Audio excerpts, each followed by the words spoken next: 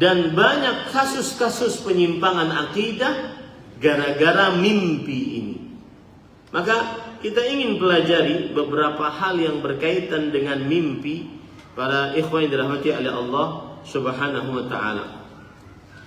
Yang pertama yang berkaitan dengan mimpi adalah bahwa Rasul sallallahu alaihi wasallam pernah bersabda dalam hadis riwayat Bukhari dan Muslim, "Ar-ru'ya as-sadiqah juz'un min 46 juz'an min an-nubuwah."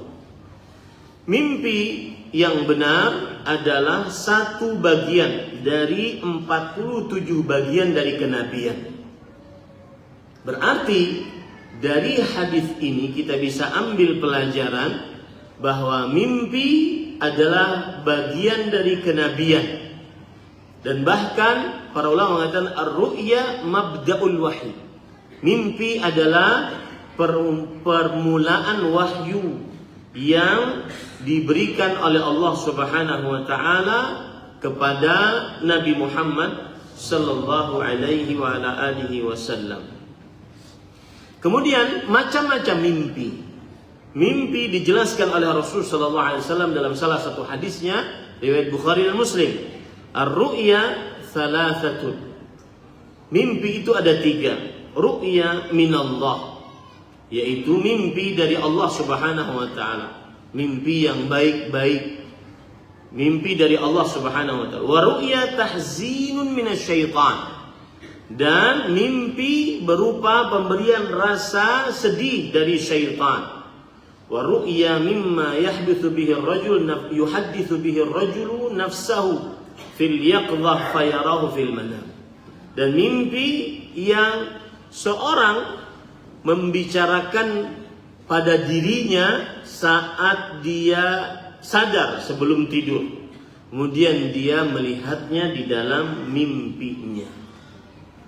Inilah 3 mimpi yang didapati atau dibagi oleh Rasulullah sallallahu alaihi wa ala alihi wasallam. Dan perlu ditekankan kembali bahwa mimpinya para nabi adalah wahyu dan dia terjaga dari syaitan dengan kesepakatan para imam.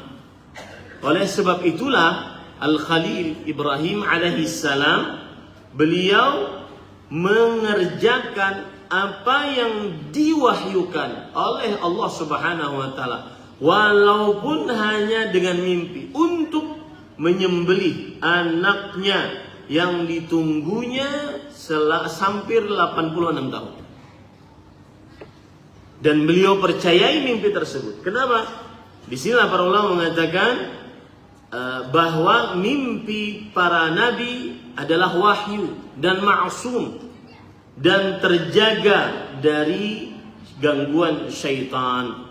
Adapun selain nabi, maka seluruh manusia selain nabi mimpinya harus dihadapkan kepada wahyu dari Al-Quran atau hadis Rasul sallallahu alaihi wasallam.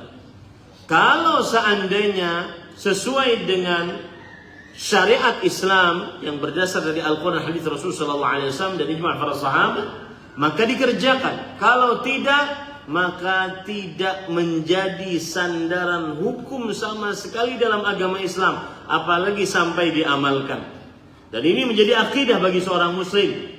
Ingat baik-baik, seluruh kaum muslimin yang ngaku-ngaku ataupun yang mendengar orang mengaku-ngaku bermimpi A, bermimpi B, bermimpi C, dan seterusnya, maka mimpi selain Nabi harus dihadapkan kepada syariat Islam, Al-Quran dan hadis Rasul sallallahu alaihi wasallam.